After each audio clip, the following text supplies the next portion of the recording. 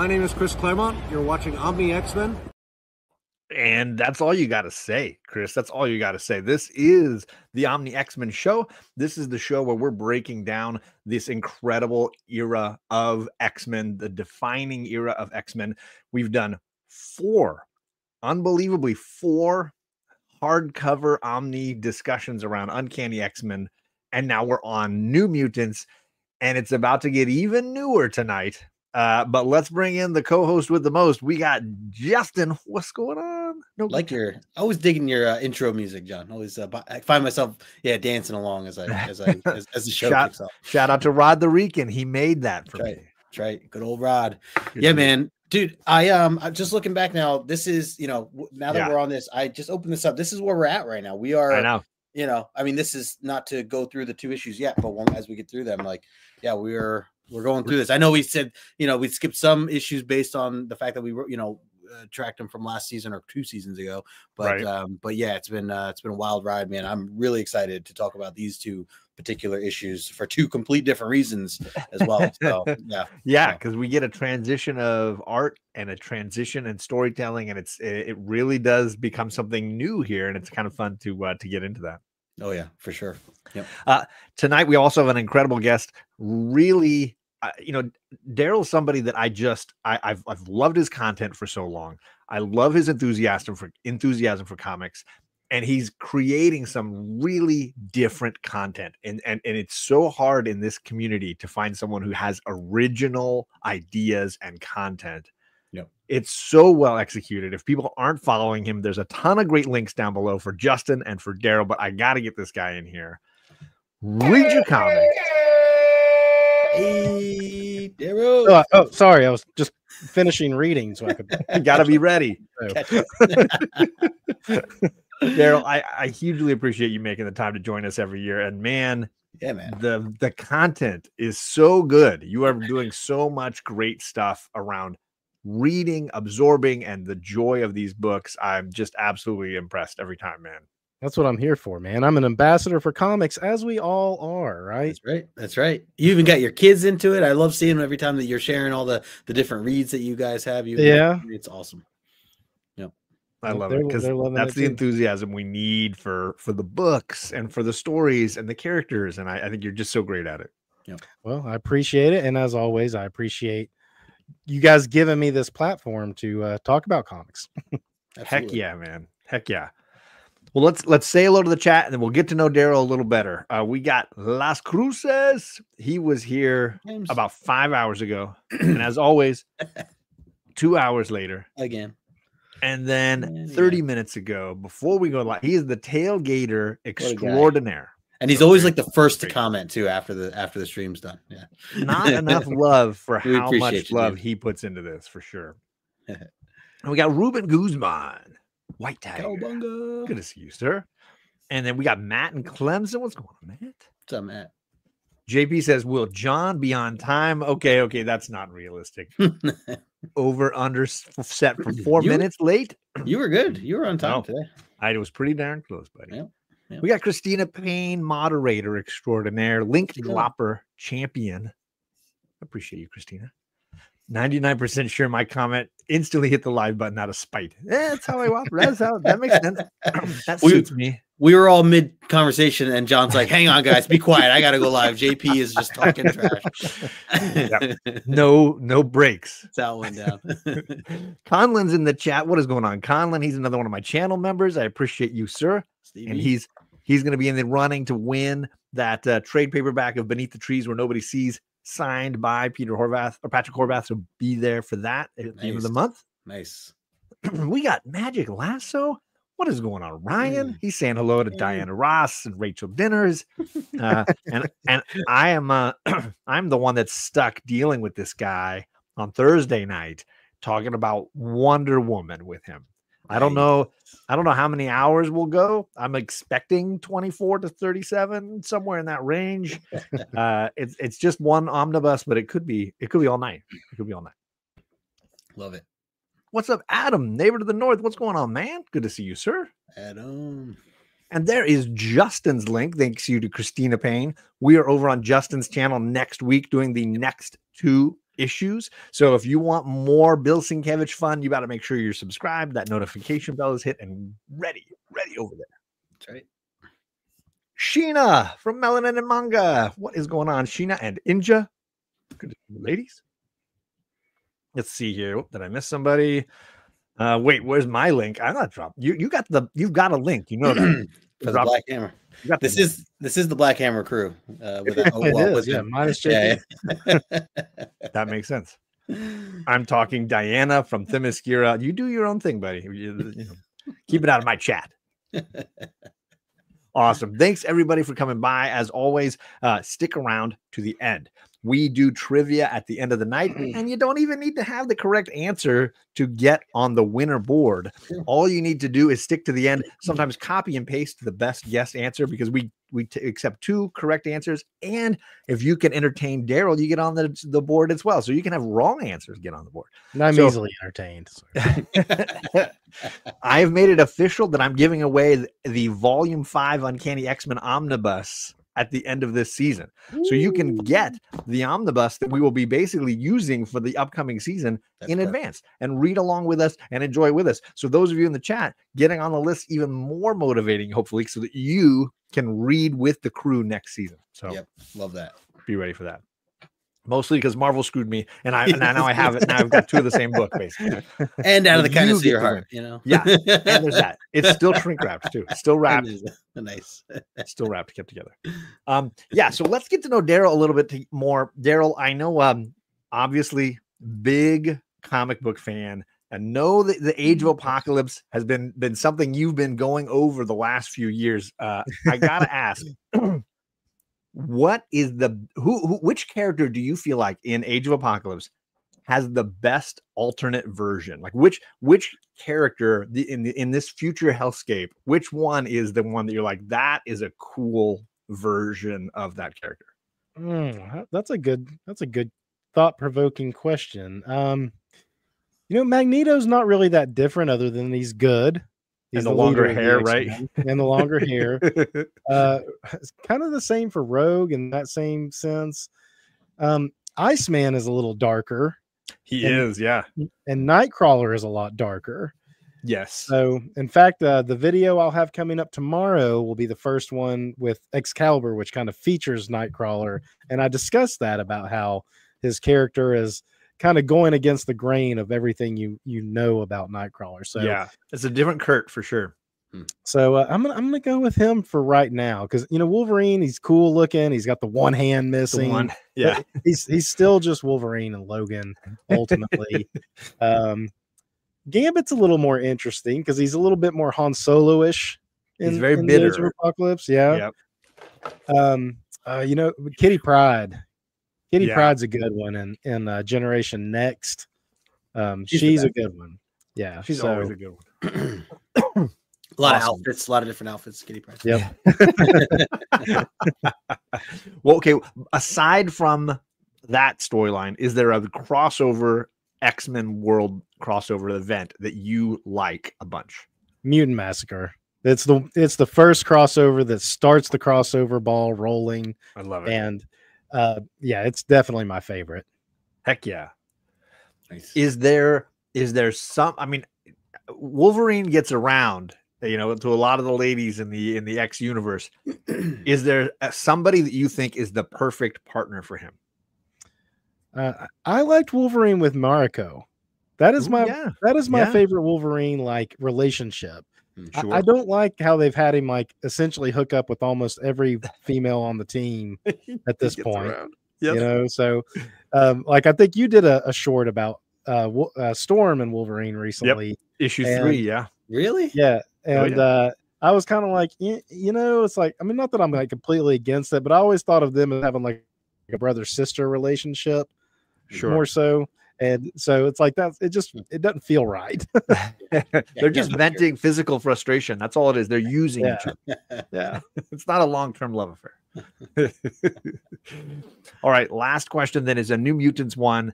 Are you going with Cable as your leader, or are you going with Xavier as your leader? I'm not a dyed-in-the-wool New Mutants aficionado. So probably, even though he's not really my favorite character, probably Cable. I think the series really takes a more action-packed tone at that stage.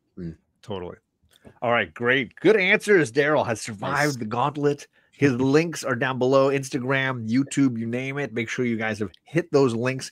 We got 2 issues to get into tonight. Candace Barbosa's arrived. We can officially start. What's going on, Candace? What up, Candace? So let's jump into tonight. We're talking New Mutants 17 and 18. This is the tale of 2 art styles here. We got Tom Mandrake and Sal Buscema on issue 17, and we got Bill Sienkiewicz doing most of the work and heavy lifting on issue 18. We're talking July and August of 1984, and we got to start with these covers. I mean, is there a favorite, Justin? So I am gonna. Yes, definitely. Number 18 is for sure. Between these two is my favorite, and I just love the detail. And obviously, I know we'll get more into the fact that we're getting a different artist in the next issue. That's just amazing. But to say, so for this one, I know we've kind of taken some jabs on this one from last episode. I will say the one positive from this particular cover is that it is pretty accurate to what actually happens in the book, which I always do appreciate. Right. But I do think, it's just so like straight lined and lack of detail and basic is I guess, well, it's just like, it looks like a thunderbolt. It's just like, it could be the Flash thunderbolt. It could be, it's just like a very, I don't know. So yeah, I mean, generally speaking, it probably wouldn't be the thing that pulls me in if I were to just see this on the rack. I mean, it's got Cannonball on the front. That's something, but it does. It's just like I don't know, maybe just with the lack of the detailed background just being read. Sure. All that. And I don't know, Jetstream is like, I'm not like crazy about, I don't know, the straight line. I don't know. Yeah, I'll leave at that. But the other one, love the detail. There's so much that I recognize. The Demon Bear issue is something that I've, you see on the wall, as you see it in bins, all that stuff, and I just like immediately recognize it. I've never read it up until this time, but I've always just known that that's known as a significant issue for whatever the reasons are, and then and so so I think it's very much iconic in that regard for Danny as a character. Certainly, yeah. Didn't say hi to Bobby. What's up, Bobby Del Ghetto? Bobby. How did I miss that? Bobby. What's going on, Bobby? And then I do like Magic Lasso says the way the corner box art in issue 17 has all the mutants like ducking out of the way. Oh yeah, they're like energy as he's shooting by. Roberto's like putting his hand up. Yeah, that's pretty cool. That is funny. That is funny. I do agree. What about you, Daryl? Any thoughts on these 2 covers? Any shocking preferences? I mean, Cookie Monster's saying it all right there. I think I agree with Justin. The cover to 17 is just so bland, I guess would be what I would say. And a red cover can pop and look really good, but I think where what's his name, Jetstream, his magenta costume kind of clashes with the red in this instance, to where it just doesn't work. And I can see why the art's changed on the title. So. Yeah, I mean, I agree with you guys completely. I find this 17 cover so boring, just flat, and it feels half drawn. Like they were like, "Oh crap, we need a cover this week. Somebody get in there and whip this thing together." Versus obviously 18 has such great dynamic energy, and it's kind of creepy, and at the same time, the intense stare coming from Danny is really great. The snow like blizzard effect is really strong. So yeah, I should note one thing. So Brigman is like the main signature here, and I think I don't know, is that Sienkiewicz signature behind it or underneath it? I think it is. It's like a bill and then a big like squiggly S thing. Okay, because I don't know who Brigman is, but he or they are not credited. Yeah, well, because like early, the other issues were like Tom Mandrake and Sal Buscema, which are the interiors of 17, but they've been doing a lot of the covers. So I wonder too why they just decided to use this Bregman person. I don't know. Maybe they were just doing the finishing work or the coloring or something. Yeah, because Mandrake is the cover artist on 16. So yeah, I mean, it's not so much the interior artist that was any sort of issue in this, but and then Mandrake was that 15, which we love that one. So yeah, I don't know. Yeah, it's weird. They just, I mean, it's just a change up for whatever the reason is that they threw this. I mean, I'm sure they were crunched on some time frames a little bit here as usual. Yeah. And before we jump into the issues, I do want to say I am a big Sal Buscema fan. Before we do like Sal, yes.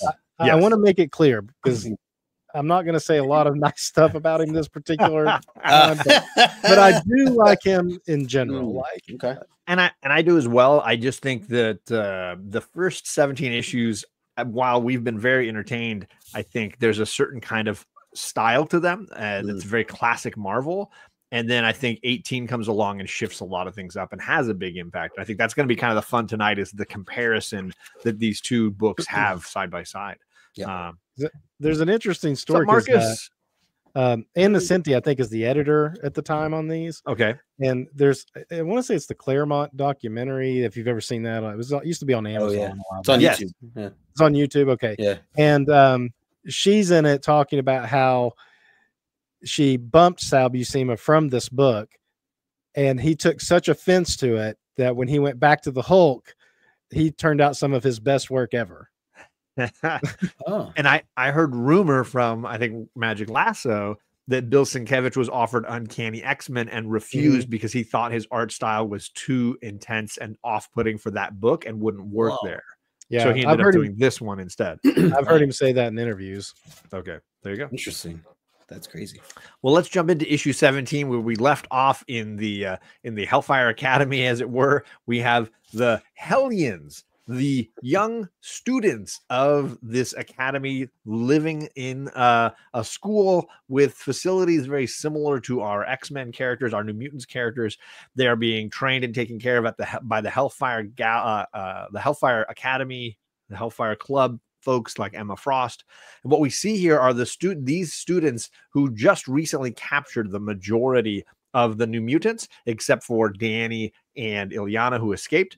And they're having an argument amongst themselves. They're arguing about strategy. There's definitely some dissent among this crew. In particular, Jetstream and Empath are having an argument. And Jetstream is a hothead. He's swinging fists and tackling. And then Empath is using his abilities to force people to bend to his will. And he forces Jetstream to apologize, and then Emma walks in her typical teacher wardrobe and basically tells them all that they should stop fighting and that they need to get back to working as a team again. And amidst all of this, Taro happens to drop a card, and it's the Lover's card, and has some anxiety about what that might mean. We also get to see that the cat character that we had seen, I think it's Cat's Eye, is a shapeshifter much akin to Rain as Wolfsbane. And we learn a little bit about the fact that this Proud Star is actually the brother and has some kind of a grudge that he's holding against the X-Men because of the death of his brother. So all of this pointing to the sort of cracks in the armor of this crew, as Emma is left wondering, how do I keep these punks together long enough to defeat my real enemy? Justin, what were your thoughts here as we jump back into this other new team? Yeah, I mean, generally I'm usually like, oh, another team, got to kind of learn these characters, but I actually found these, I mean, I'm intrigued to want to know more, especially knowing that they're the Hellions, and I've always heard of the Hellions. I know that, that the storyline has been carried through for many years, and even the Hickman stuff had its own book of Hellions, right, even though it's technically different characters. But I was very intrigued to just kind of know more, and it is so interesting to see, like, I mean, just the comparison, knowing that Emma Frost is very much like Professor X in this whole situation, trying to like, the one scene is like almost word for word with how she's talking about reading Taro's thoughts and how she's like, I better not, I don't know how her powers work. And that's literally hit Professor X with Amara from like 4 issues ago, or 5, whenever we met her. So it's just like, it's cool. And just like, to see that they're kind of going through the same situation. And I know we're going to see some other comparisons too down the road, but like, yeah, to kind of see some of this right off the bat, I think they do a really good job. Chris does a really good job of just painting the picture immediately on kind of where everybody's at mentally, who their anger is towards or what's going on, if they're a goofball or not. I love the idea of empath. Like I'm learning more about him as a character and his abilities, and I think his abilities are so tricky, and just could do so much with it. And so it's really cool even just to see what he just did there to Jetstream to kind of cool him off right off the bat. And then just like Emma Frost is confused, or she's confused with kind of the game he's playing. He's like acting like all cocky and everything, but then he like kind of backs off, and these mind games, she's like, I know that's not who he is. So there's like all that going on. Cat's Eye's like very timid, and like she's trying to like leave, and she's being forced to stay there, and like I don't know, all this other stuff. And then of course the stuff with Thunderbird, I'm definitely interested in just kind of knowing more about him, because I don't know much about him. I know that he was part of some of the newer stuff as well. I also we were kind of talking about, is he his cousin, is he his brother, from the original stuff that we had read from the early Claremont stuff. So it is cool to hear that get brought back up again, and him having this this issue or whatever. So I'm curious. I mean, I'd love to see where all these go, Yeah, and you should feel that way, because obviously they are very new to us as readers right now. These are not characters that we should know a lot about, although we had glimpses through the volume 4 Uncanny X-Men that we read, where some of these characters crossed back and forth, and then that'll happen again with Rachel Dinners here at some point. But I also wanted to mention, we got Candace calling him out for their pink Power Rangers costumes. That there is they do go with the matching costumes in their own way. We got to let them have it. There it is. Look at that little guy. It's always the pink bad guys. You got to just know. You just got to know. Daryl, what are your thoughts here on these characters? Well, I hadn't read the other issues, so I was the kid picking this off the spinner rack this week. There you go. Not knowing what was going on. And I got to say, the exposition, which usually, gets a little repetitive, especially when you're binge reading it like this, helped me. It helped me catch up to what was going on. I got all this like, this is the Hellions, who I knew a little bit about as well. Right. And, I got all their names and got a good sense of their power sets and stuff. So, in that regard, I think this issue was moving along for me as a, quote unquote, new reader, just jumping into the middle or the end of a story arc here. Sure. Yep. JP says, Xavier or Emma as a mentor, learn from someone who tries to control and manipulate their students and puts you in danger, or Emma. Oh, I see what you did there. Subverting expectations. I also constantly can't remember which Proud Star this is, John or James. I think it's James. John was the one that died, but I always mess it up. There's a John and a James, and they're both Proud Stars, and they're both Thunderbirds, and I'm lost. So this is James, the one that's currently. Okay. So John died. Wah, wah. Yeah. And James is the brother. Okay. There you go. For now. Hey, keep it going. Then we jump to the, I guess you could say, dormitories, where the New Mutants are being held captive and restricted with power inhibitors, and so they're unable to use their abilities. They're also kind of infighting. They're not sure if they can trust Kitty. They think she's been basically manipulated by Emma using her powers, and they're all worried that it might happen to them as well. So there's some debate happening among the team. Can they trust one another? If they stay here too long, will they all become, mindless minions of Emma Frost? They're really worried. Meanwhile, apparently, Kitty Pryde's become a chiropractor of sorts.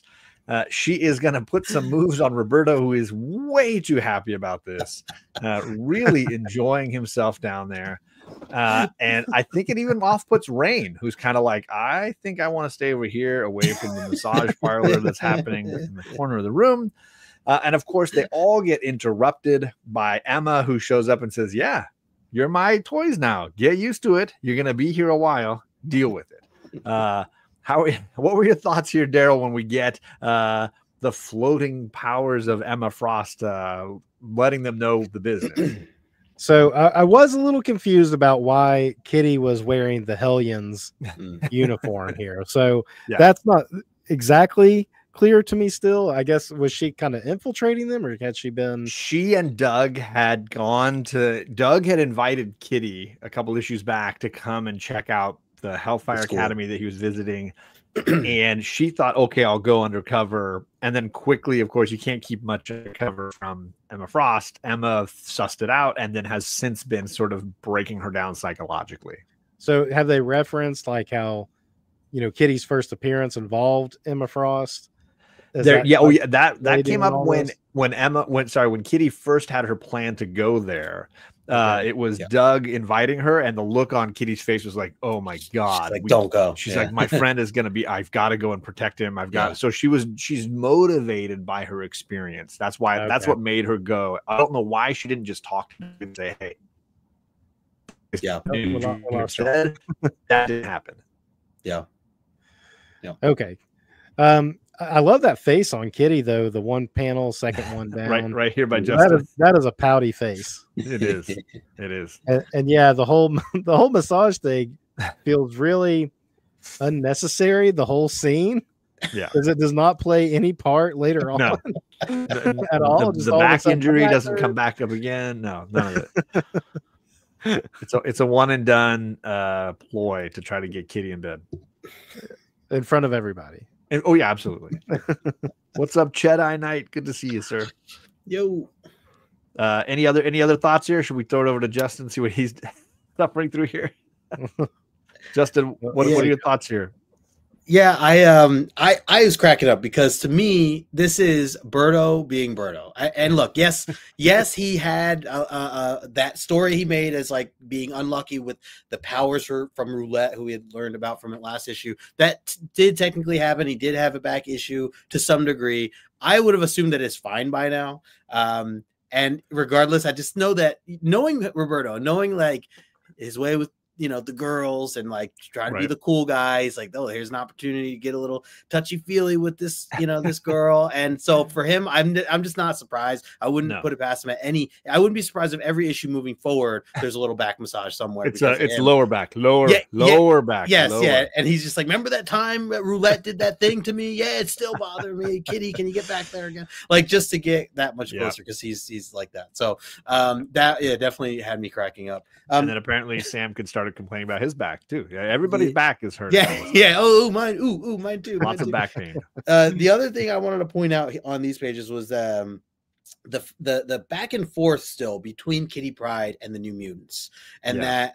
I mean, I love to just see that there's still this little bickering and like how Kitty kind of just like puts them at this lower level and they see it and feel it, at least at times. And not to everyone. Kitty's closer with some of the New Mutants than she is with others as of right now. But there's still definitely judgment and kind of some, misunderstanding or anger towards each other based on just things that have been said in the past. So I just wanted to highlight that because it's good. I want to see where this whole relationship continues to go. I assume, as we get, just to see where they cross paths and become even closer friends and maybe some push each other away. But as of right now, like they very much are still aware, like, especially Sam, he's like calls her out like, hey, we're not your X-Men. But if they were around, then they would have been the one to come save you. We wouldn't have been here because we wouldn't have cared. Like, he's kind of giving it back to her. Like, we're just here because no one else was here to save you, kind of thing. So lots of chips on shoulders. Yeah, exactly. Yeah.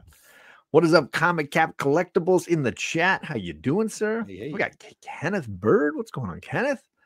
Candace says, I'm going to miss this art going forward. Sad crying emoji face. Don't worry. Sal Buscema has a great career still ahead of him. Mm-hmm. Lots of work to be done. So we jump to Limbo. Yeah, where did Danny and Ileana go?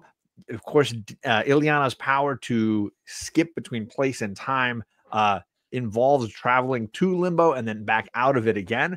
She instead used it as an escape route for her and Danny, and they landed in the middle of Limbo, and she's kind of unconscious. And when the monsters come, Danny's got to pick up a stick and just start swinging. Man, she just crushes a few of these guys and then tries to bring out their worst nightmares for them, and they flee because the worst nightmare is Sim, who shows up. He is right there. Then we cut to Ileana laying in bed. She is now wearing a very high cut nightgown kind of thing. Danny somehow got dressed in incredibly racist outfit. They picked the most racist outfit they could find lying around. Hey, you're an Indian, let's make you wear leather pieces. Like, they put Danny in the sexy Native American girl Halloween costume. Clearly they have dresses. I'm saying they clearly have them. They just chose not to give her the option. So she's left there standing like, you don't understand. He changed both our clothes. I didn't have an option. I'm just standing here the whole time. This is really uncomfortable. Then Sim basically says, hey, honey, if you want to come back to my plate, you could stay here. I would take care of you. Even if my queen died, I would make you very comfortable. And then, no, that's not happening. Illyana banishes him, goes into devil worshipping pose, and creates a pentagram out of like white flame to heal herself. And Danny's like, whoa, okay, I've seen some stuff, but this is a little wild, even for me in my outfit. And Illyana heals, and she's like, yeah, it's pretty cool, right? I'm impressive, whatever. And Danny's like, yeah, you freaked me out, is all I'm gonna say. And how do we get back to rescue our team? We got to go back now. Illyana says, I don't have a whole lot of power left. I'm running low, but we need to go back sooner rather than later. Let's make this happen. And boom, they're out of limbo. So Justin, what are your thoughts on our quick moments in limbo? Yeah, I was not ready for this. Like, I was just, we're right back here again. We got Sim, who was, just in some previous issues that we had broken down. The costume changes was very much, and it was Sim that did it. He's like, yeah, it's fitting for you both. Like, and he just happens to have these two particular types of,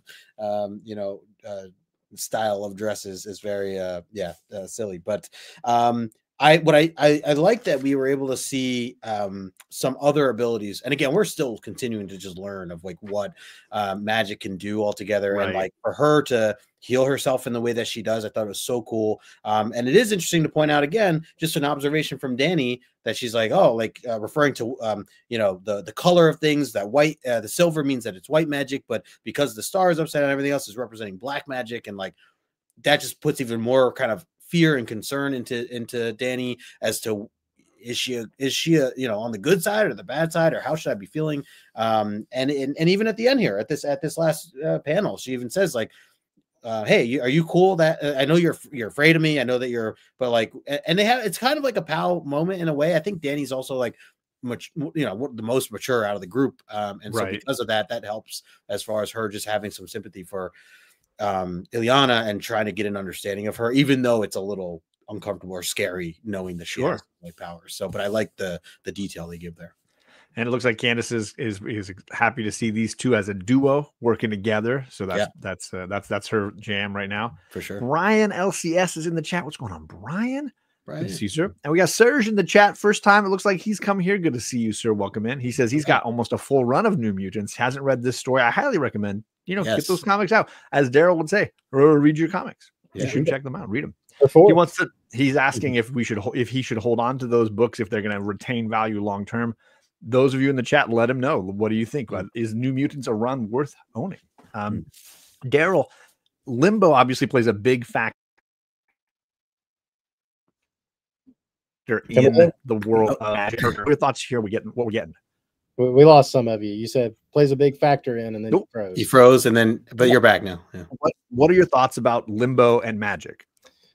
It's like a part of her character that I'm well aware of. I'm glad she didn't turn into the demon child thing she turns into later on here. But the clothes changing and the back rub so far, I'm like, what is going on with Chris Claremont?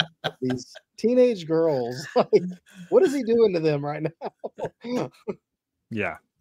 And Conlon says the same thing. Questionable costume changes, pentagrams of white flames. Gotta love magic. Yeah.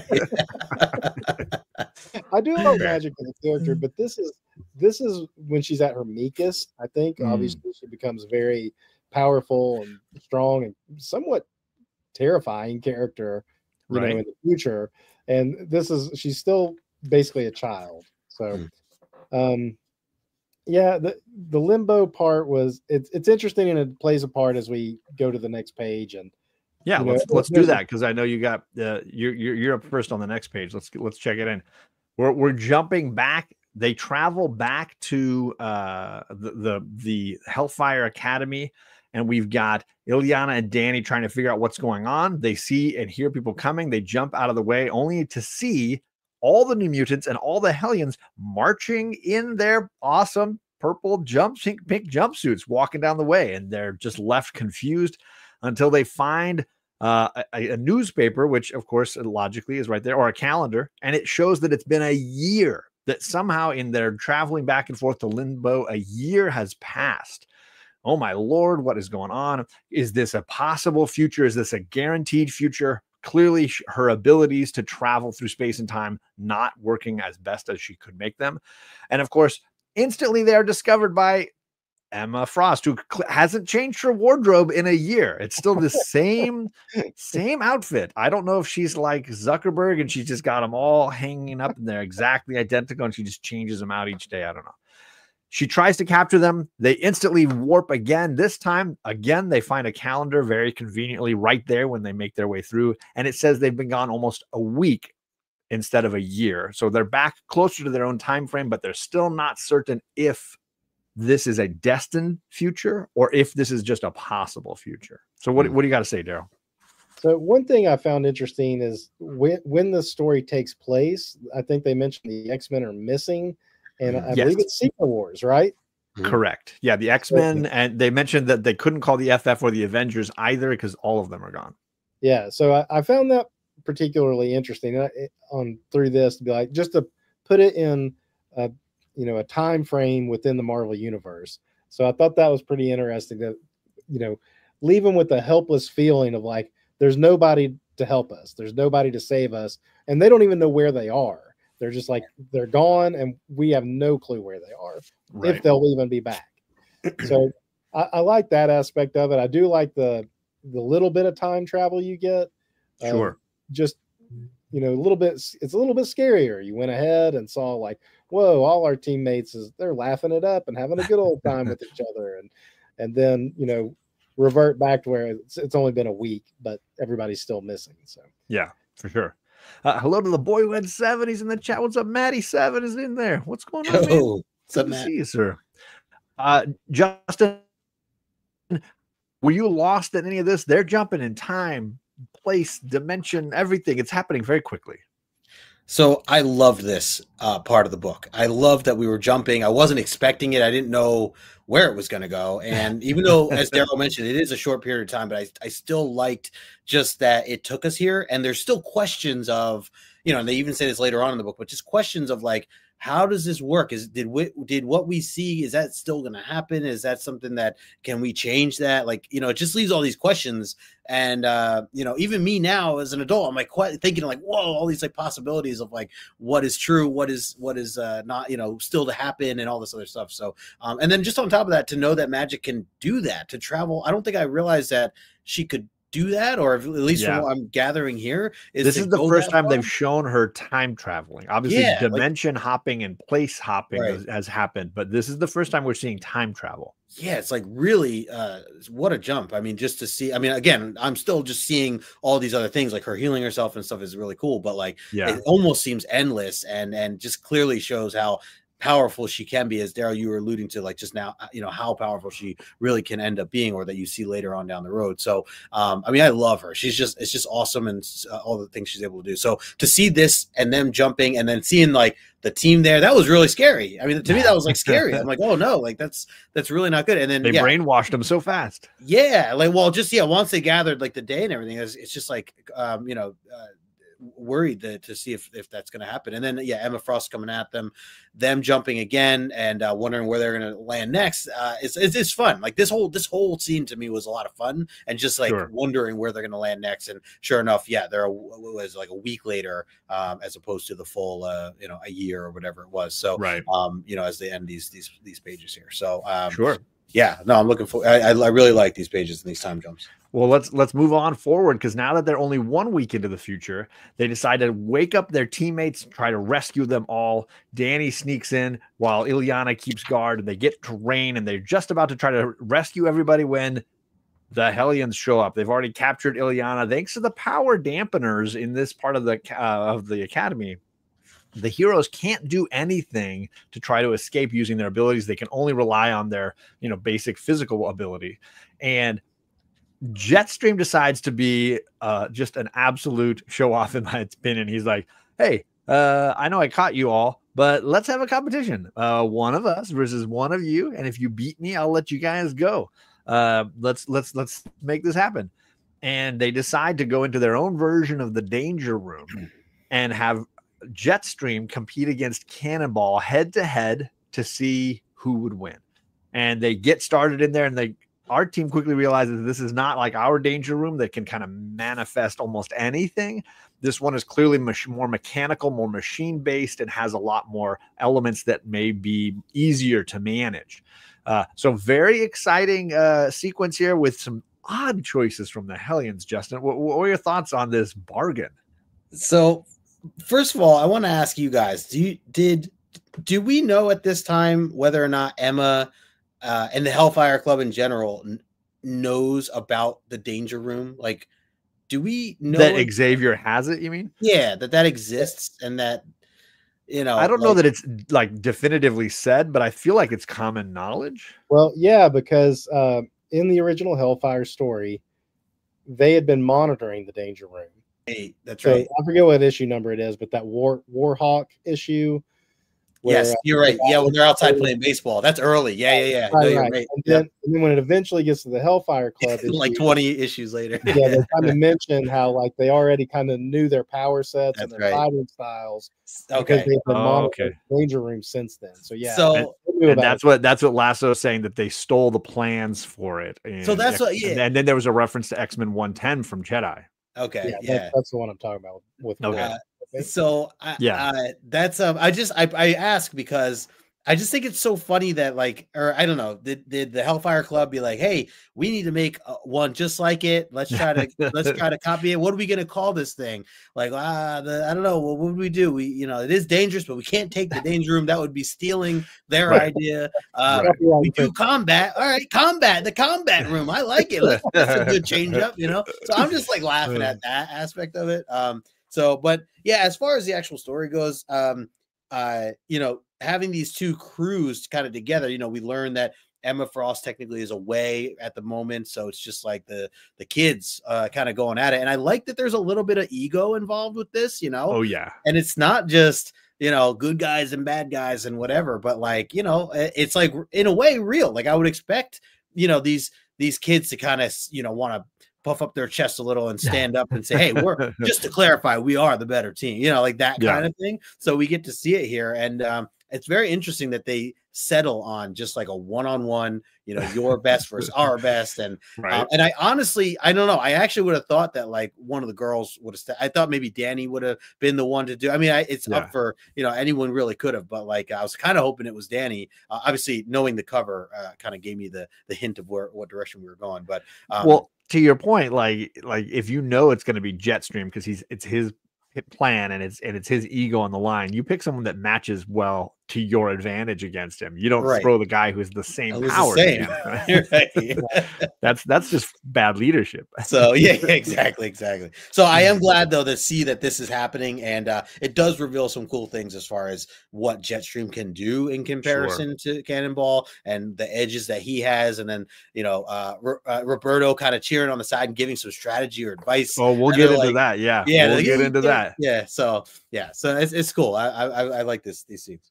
Yeah, Daryl, what are your thoughts on the decision to play this head-to-head Jetstream versus Cannonball? I agree. It's very teenagery, like so to be like, yeah, we'll match up this way and winner take all in a way, know. And I like that their combat room is more rudimentary than what they have at Xavier's. I thought that was like an interesting spin because the Hellions in a way are like the reverse New Mutants, Absolutely. And so for them to have their own Danger Room, but it to be a little less, a little less. Who is the blonde girl in the 90? We have another teenage girl. That's Amara. She's also known as Magma. Yeah. Okay. Yeah. Well, is she with the Hellions there? No, she's just recently joined the New Mutants. Oh, right there, she's standing with the Hellions like she's with them. I think they're all just kind of standing around together. Anyway, she's also someone that struggles to make up her mind, so that's not out of character. Okay. So let's get into the head-to-head here a little bit. We've got these two going back and forth. There's a lot of like, oh, I've got you. No, I got you. And then there's Bobby on the sideline going like, get your act together. We've trained for this. Like, maneuver 7, you moron.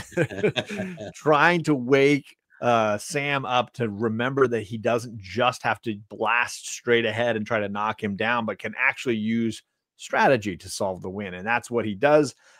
He takes out Jetstream, drops him basically the height to the floor, gives him a nasty black eye, only for him to say, oh, I was just goofing. I'm not actually going to let you guys go. That would be stupid. Daryl, what are your thoughts on this, how this ends up? Predictable. You knew Sam, as soon as he was like, this room is not as complex as the danger room. I mean, you kind of saw where it was going to go, and that the Hellions, they're not getting the elite training that the X-Men / New Mutants get, right? Right. So, it felt pretty predictable, I would say. Fair. Fairly well action, but again, it's like the danger room sequences are kind of bland a lot of times, Can be, for sure. So, Bobby says it's a ride into the danger zone. And Candace says it trademark danger room. Yeah. Yes. You can't just say that. You gotta say it. Take my lady's name out your mouth. Justin, what are your thoughts on how well Cannonball faces off against Jetstream here? Like Daryl, to your point, like I do think it's a little wonky with all the different things that the combat room can kind of provide, and you just kind of never know what you're going to get with some of this stuff. And to me, it is a little cartoony even to some degree, but or makes it, I feel like it makes it easy for the writer to kind of, and or just both, Chris and the artist to kind of like, go whatever direction they want before they end this battle or whatever. But yeah, I mean, it's cool to still, I guess, kind of see them go at it in the way that they do. I do think that, like I was mentioning before, Roberto kind of throwing out the, what was it? Maneuver 7 Maneuver 7. Yeah. That's a great, that's a great line there, but, gonna have to we'll have to get out on a t-shirt or something. And then of course, like for them to pull everything back and be like, no, you're not really, the deal's off. It's not really, it's very kid like. Yep. So. Well, that's because Emma shows up and she's not alone. She brought Sebastian Shaw with her, and she's like, look, you're just kids, you can't make these bargains. I'm not gonna accept that. And Sam's like, screw you, I'm just going to punch you guys really hard, because that worked really well with Sim. And he gets completely swatted back to the ground. And what happens immediately after seeing that? Bobby's like, I'm going to try it. I'm going to do that too. That looked like fun. He goes running up to barrel into him. And what happens? Sebastian Shaw throws his butt to the ground. Thankfully, there are some people actually using their noggin, including Kitty Pryde, who's like, you guys suck. I'm just going to go and mess with the settings on the danger or the combat room here and set the shenanigans afire. So she goes in, she uses her power to take the security settings way down and basically set the room attacking everybody. Danny tries to use her ability, but Emma, using her ability, manipulates Danny so that she's suckering her own fear out and sees the demon bear that she thinks killed her parents and caused a lot of her personal trauma. All of that goes down, and then the combat room goes crazy. Cat's Eye helps Rain rescue Bobby, and all the New Mutants escape out of the hallway. They invite Cat's Eye to come with them. They're like, hey, these guys suck. Like, did you see that danger room? It's awful. She says, no, I'm here with my family. I'm going to stay. And the rest of the team, using Ileana's power, escapes off. Justin, thoughts here on when the grown-ups come to play? Yeah, this was, I feel like anytime we get Sebastian Shaw at this time, like we haven't, other than the Hellfire Club, like the main Dark Phoenix saga, like, right. It's been a while since we really seen him. And even then, like, I'm still very just intrigued to see how his powers work more and more. And just, he's always so confident in the way he like carries himself. So like the hairstyle. Yeah, maybe. And then of course, yeah, the new mutants, the guys are just always like the dummies to just go and try to run in there with brute force. And like, I feel like for Danny, she's just like, guys, really, again, like this is like the second or third time now that we've gone over, like we need to work as a team and you guys just go at it, Right. So we're definitely seeing that again. A huge flex for Emma to just, completely reverse Danny's abilities. I thought that was pretty wild. Reverse. Yeah. Reverse. Yeah. And then, what was the other? Oh, I love that Kitty Pryde. So this is where I see where I do believe Kitty Pryde really is much, a bit more above these kids, the New Mutants, is because of like her thinking on her feet and being like, how have I destroyed machines in the past? Oh yeah, my experiences with the Danger Room and walking through just casually by accident trying to get to Professor X, on a Tuesday. So she's like, let me just apply that and do it here. So I like that she's always, she's thinking on her feet and she's doing a lot of the things that we've seen her do in the past. And so it's just like the experience that's kind of showing up in this regard. Yeah. So I thought that was great too. And then which I think is which is to Kitty's point of always saying like, I don't belong with these kids. I've lived more, I've done more, I've been on more missions, I've had more training, it's been more consistent because Xavier's actually been around. Totally. Yeah, the experience is there for sure. And then the Cat's Eye thing, interesting. Again, not really sure where that's gonna go or whatever, but she says Cat's Eye stays happy place. That's the kind of the decision there where she likes the lawn. Yeah. Ray, I get it. Her favorite. Candace says it's laundry day for Emma because she's in a business suit. She's looking all fancy. Oh yeah. Daryl, any thoughts here on how this ends? This is the least imposing looking Sebastian Shaw ever up in the top left there. I mean, he's like it's like they drew him small to fit in the panel or something. Yeah. And him showing up though was kind of neat, right? And is this the first that she has mentioned the Demon Bear before it goes right into that story? No, it's just mentioned earlier. Been a reoccurring thing. Okay. Issue 3. Yeah, just obviously her first appearance moments. They talk about it when they talk about her backstory and her family, but then it's been like to Justin's point, a reoccurring image that haunts her a little bit. Okay, so this is where I'm going to kind of bust on Sal a little bit. That bear is not intimidating at all. And then there's another one later that's even less intimidating.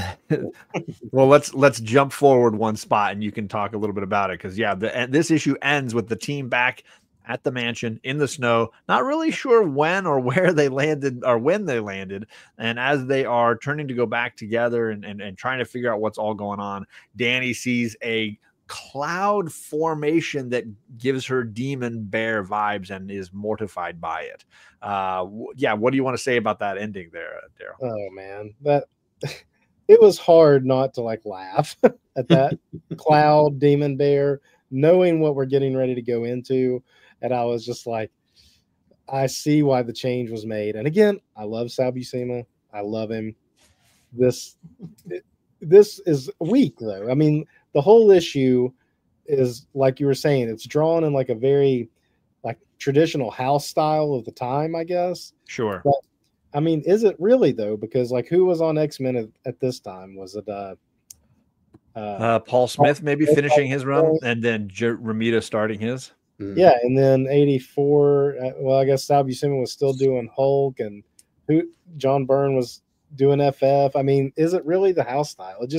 I can see where Andesenti felt like this wasn't the best fit for him at this point, and they probably the sales were maybe slipping on the second mutant book and they had to do something to shake it up and they made the right choice. Fair. No, absolutely. And then of course I forgot to mention the next issue starts with our first Bill Sienkiewicz full page. And we've got Danny hiding under the covers of a crossword puzzle of some kind with a demon bear on top. So Justin, obviously we get a lot of stark transitioning here. What are your thoughts on how one issue ends and the other begins? Yeah, so this is my opportunity to bring up Pokemon, but that white smoke monster is a Pokemon. I swear, that's what it really looks like. I agree, Daryl. Yeah, I agree. It definitely was a missed opportunity. I'll put it that way. And I Candace think says it's the Care Bear stare. Yeah, that's a good one. Yeah, like definitely a weak, weak. I didn't mind the other one in the pink kind of drawing, but this one for sure, like not just a missed opportunity. It's got Pooh Bear ears. I will. Yeah. Demon Bear don't care. I love that. The other thing was, just like them, the team after they escaped, kind of recapping what the heck just happened, and Danny really coming to the realization that, like, hey, yeah, like, yes, we were pretty even with the Hellions or whatever, but clearly the parents or the adults that show up, we are not ready for whatsoever. We need Professor X, and they're a lot of them are feeling that way. So just interesting that this, to me, took this as kind of a wake up call for the team that, like, man, we definitely still need a lot of training. We definitely still need a lot of guidance. Sure. Where the heck is Professor X? And also just a nice way to kind of bring that up again too, to remind you, like, oh, that's right, Professor X is missing. So, right. So yeah, no, that's I liked how that issue kind of wound up at the end, as far as where they left off. And then for jumping to the next one, man. Oh my gosh, this I love this splash page so much. Like I love. I know we'll get even deeper into everything, but just like the change up in everything that we're doing here with Bill Sienkiewicz is just, I love this style so much. And it reminds me of, from a modern perspective, as I've been, always been reading a lot more modern stuff, is when Jeff Lemire teamed up with Sorrento for, what's their Gideon Falls for, yeah. They had done several projects at this point, but Gideon Falls, that, like the puzzle, the puzzle word crossword, like that exact style, plus especially the red and the black, very dark, bloody, evil kind of vibes.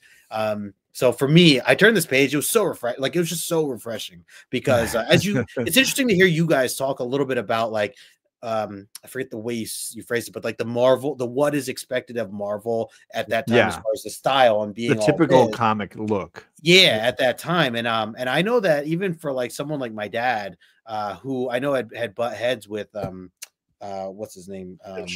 Shooter. Yeah. I know that at that time that was really big for Shooter telling a lot of artists to, we got to do it this way. It's got to be done that way. And I know for my dad, even he wanted to go out. He wanted to get a little different and stretch the imagination, and they kind of didn't want that. Right. So I am a little surprised too to know that Bill Sienkiewicz, I mean, yes, I know eventually things were just going to change and they were going to move on to different artists, but I'm just surprised. I felt like this is such a jarring change. For me, again, I like it a lot. But I'm just like, for someone like Jim Shooter, who's on this book as well, for him to now just straight up be okay with it. And I mean, again, I don't know the full context. I got the sense that with Barry Windsor Smith stuff he was doing, and with the Bill Sienkiewicz pieces that he had done for Claremont, it seemed like Claremont wanted a different look and was pushing for it. He couldn't get it over on Uncanny, so he talked Bill Sienkiewicz into coming here to New Mutants instead. I got the sense that was the driving engine behind this. So, like, you think he was like kind of pushing Jim though too, Shooter? I think so. And with the success he was having, I think he was given his own way in some ways. I'm going to mark this because this is a question I would love to ask. I would love to hear it. Yeah, for sure. I talked to him. Yeah. And I think New Mutants was kind of struggling to find like its audience a little bit at this point too. And so they were probably willing to be a little bit more experimental with this book just to see if that could spark some interest in it. It's like while it was mutant related and X-Men was on top, it doesn't really feature any X-Men, so it's like it was just kind of like a hanging by the coattails of X-Men. So I guess that might have been the move to be like, well, let's let Bill see what he wants to try something different. Let's let him try. Let him run. Yeah. Ryan says we've got to remember Bill's art was very different from anything else anyone was doing. He was doing Dazzler covers. Which ones? Candace asks. These ones, because I hear Magic Lasso might be a fan. The covers are a different thing than interiors. I think absolutely. I think fans were willing to accept like kind of these like avant-garde or abstract almost covers, but to do it on the interiors on a mainstream title, that was of the time. That I think that was asking, fans to kind of break their own ideas of what the comics should be. Sure. I agree. Well, let's get into the issue and see a little bit more kind of what this looks like. I do get the sense that Sienkiewicz was also following through with what Claremont wanted, because Claremont's writing even seems to shift a little bit here and become a little more it's got like a vibe of, not a traditional Marvel comic, but something that feels a little more emotional and abstract. And he dives right into Rachel, who, if because we've read ahead in the Uncanny side, we've got to remember we saw a glimpse of her, and then she was saying, "Oh, I got to go to the mansion," and makes her way to in the New Mutants book. This is that moment where Rachel is making her way to the mansion, and we get to see her basically dealing with a trauma, a memory, and it has to do with her last moments with Xavier. You get to see her and him in the mansion. She's thinking through fear. There's someone coming to get them. There's bullets firing, and she runs to the window with him, and he is asking to surrender. But it's an intense beginning to this volume, Justin. What were your thoughts as we get into this? Because it's got to be like, wait, this wasn't the story. What's happening now? You have totally new characters. Yeah, so I definitely had to think back for a second as I got through a little bit, and I did start to jog my memory of kind of where this stood, because we did see these scenes, as you said, right in one of the other issues. In reverse, with Rachel meeting the X-Men and then finding her way over, or no, it was maybe Marvel Fanfare or something. And okay, but it wasn't Bill though, right? It wasn't Bill. No, it wasn't Bill. Okay, that was someone else. That was okay. Yeah. But no, this was, like you said, I mean, you could definitely see and feel the change in atmosphere, in the way that there's the way they're setting the tone of this issue dramatically changed. And obviously, I think the art also made a lot of to do with that. The style and all this, or I don't know, maybe the seriousness of it, it all reminded me of what we read, the God Love Man Kills. Sure. That serious of a tone is kind of what I got from these 2 pages, kind of going through. So reading this again, had to kind of remember what was happening exactly. And it's that future, flashback that we're kind of continuing to get reminded of for Rachel. So again, the artwork, like that red face, man. Woo, I love it, man. Just like the crookedness of all of the panels and everything else. Like, it's just so, man, I was diving into this, I'm like I was trying to think, I don't know if I've ever really read a Sienkiewicz project of any sort. So I've always known he did little pieces of stuff we've read before, like in Marvel Fanfares and stuff, right. But this is our first time getting him on one of the main titles. Yeah. Okay. And but even just for reading in general, I don't know if I've ever really, other than maybe whatever we covered on the show, I don't recall really reading into anything else. And I just I'm so in love with the artwork right now. Like, just really am so pumped to know that we're just moving forward with all this from here on out. I just had to say that piece because I really am this is still kind of new to me. I know his covers. I'm very familiar with the covers. I've always liked his work. But flipping through this and reading this even brought it to the next level for me. So, and Conlon's right there with you. He felt like the series picked up in a big way at this point, and he found himself more invested in the comic in that 100%. Way. Yeah.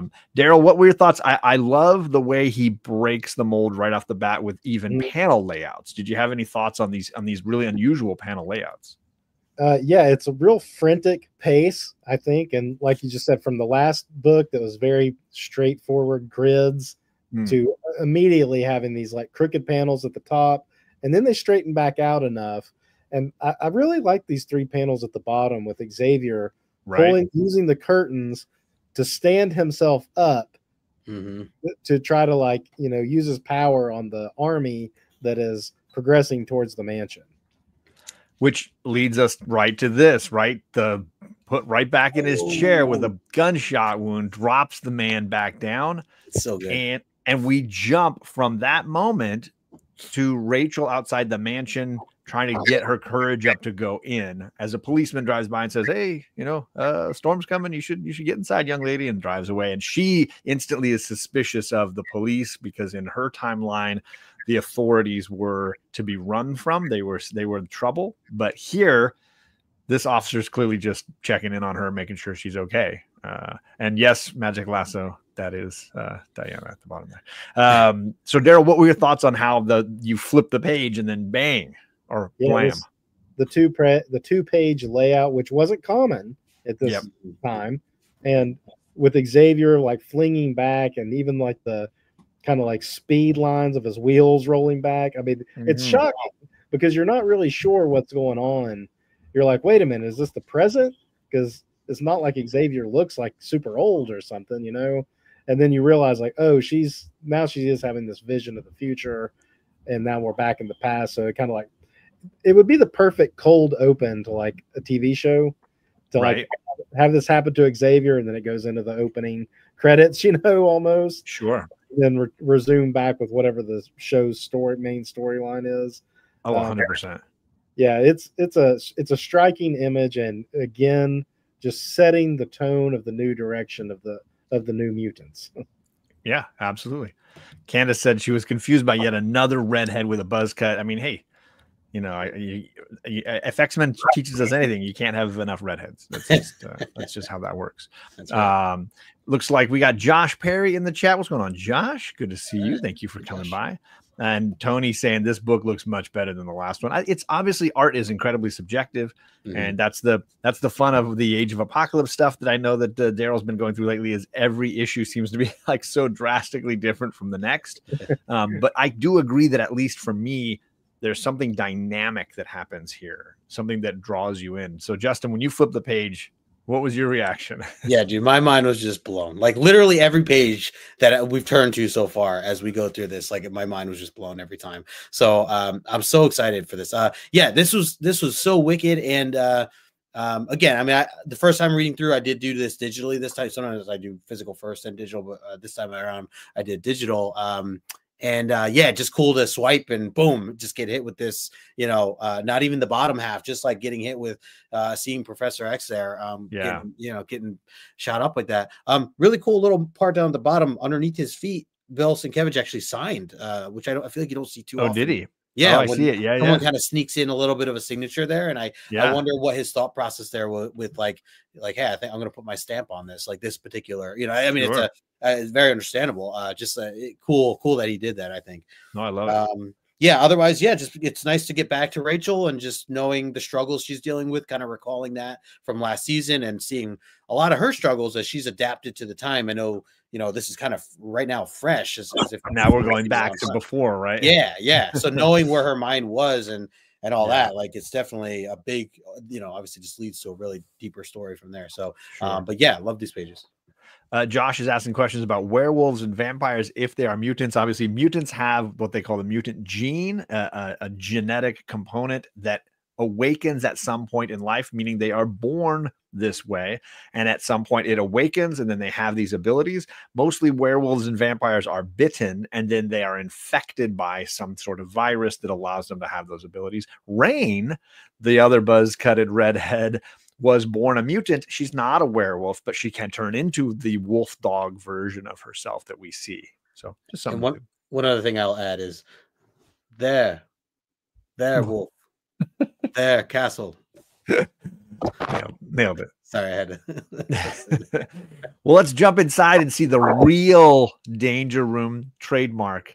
We've got the team and they are practicing. They are working pretty well together. They are tearing some stuff apart, fighting some different robots. You see them practicing abilities like Sam Guthrie's switch, changing direction, and then reigniting his powers. Magma melting stuff, controlling and destroying these robots. It looks like Roberto getting out a lot of his frustrations, beating the snot out of things. So a very different Danger Room experience here, Daryl. What were your thoughts on seeing the team in Bill Sienkiewicz style fighting the robots in the Danger Room? I love the one of Cannonball, like curled up into a cannonball, flying backwards. Right. That is just an awesome display of his powers. You don't usually see. Most of the time you just see him blasting with his legs, like in the panel right above it. So to see that particular take on it, I think is just, it's so new. It's fresh. Right. And then Sunspot looking awesome. You know, he's got like Kirby Crackle coming off of him. This Danger Room definitely looks more intimidating than the one we just saw over at the Hellions facility. The combat room. Yeah. Magma looking awesome. Like the way that she's going with her powers running like up around her and stuff. She looks like flowing lava, like moving around her. So man, this is just an incredible page. The splatter technique that Sienkiewicz is empowering just the right places, like right around Cannonball, right around where Magma's blowing up the robot and stuff. It's amazing. Right. Adam says that the opening plot was like a plot intro, a phenomenal start, but that the artwork was something he struggled with as a kid and couldn't recognize it because it's so different from typical comic art. I wonder, Adam, looking back now, reading it again, do you still feel the same way? And Justin, what are your thoughts on this Danger Room sequence? So this panel here, I swear this should, if it wasn't already, it should be a David Bowie cover. Like, should have been a David Bowie cover. Like that. It's just like maybe it's like the robots that are falling, or it almost looks astronaut like, and I don't know, all that. The psychedelic colors, very cool. Sure. Yeah, Daryl, great points, man, with the cannonball curl up there. Literal it's such a great move. I love it. Yeah, it didn't really click the first couple times reading through this, but as you point that out, it's the first time we've seen him like use his power to change direction by stopping, turning his body, and then restarting. Right, it's a very different move than just turning. Yep, that's a good point too. Yeah, kind of a first time that we've really witnessed that. So yeah, no, I love everything here. I think the way that the action is captured is really well done. Again, I'm going to be raving about the artwork the entire time in this series, in this issue. But yeah, I really liked the kind of the style of how they showed that and Magma being on fire. So well, let's continue along. Obviously, this gives us a real great stark comparison between what Buscema was doing with that Danger Room and this one. But I think also you get a great look at how to alternatively do the paneling, which I think is kind of the fun of some of this. We jump to with Ileana and Danny watching over the Danger Room sequence, and we see them dealing with what the team is doing, but at the same time, lots of trauma going on here. Danny thinking about the demon bear. This is really crowding her anxiety and her thinking. Ileana not certain about her new place with this team and still dealing with her abilities, and sad that the X-Men are gone, Xavier's gone, and in a sense, Ileana feels like she's responsible for everybody right now. The doorbell rings. She's excited. Oh my gosh, maybe it's the help we've always wanted. She runs down. There's some random redhead standing in the doorway who basically turns and runs away crying. And Ileana's like, I don't know what's going on. She doesn't realize that our sweet little Rachel knows Ileana and has seen her die and is really confused as to the reality of which timeline, what this means for her in the past. And is it possible she's too late, or is it possible she's too early to affect the changes that she wants to affect? So lots of big emotions here, Daryl. Lots of characters really feeling their feels. Yeah, and once again, the artwork is going to set a lot of this mood. I mean, look at the lighting on Ileana's face in that top panel on the left. Oh, yeah. And then the figure work where she's leaned back in the chair with Lockheed sitting on her head. And props, again, for making Danny look a lot more natural as a Native American. You know, I mean, like a lot more like care is taken into like how she should look, right? Right. And that last panel with the bear, of course. So the red one, yeah, so good. Yeah. And the color changes too. So like shout out to Glynis Oliver, I think, who did the coloring on this. And I don't know like what kind of direction she's been given by Sienkiewicz for it, but like I pointed out, the lighting in the top one, and then this red panel at the bottom. Yeah. I mean, all of this is tonal, right? And it's all adding to the narrative as we move along. For sure. Great comments. Sorry, go ahead. Sorry, really the emotion too of Rachel seeing Ileana and her not being prepared to see Ileana, right? With what hoping to see Xavier, hoping to see the families that she is connected to. Yeah. We've got my man, the Geeky Puppet Show, in the chat. What is going on, Dr. Venkman? Hanging out. I appreciate you, sir. And yeah, it's a rarity that I'm doing this, right? Talking about it, Claremont. This is super rare. We got Cliff on comics in the chat. One of my homies. How you doing, Cliff? Happy Tuesday to you, my friend. Did Kitty leave her boy Lockheed? I don't remember that. He's right there. She's run off, but she's back. So, she's around.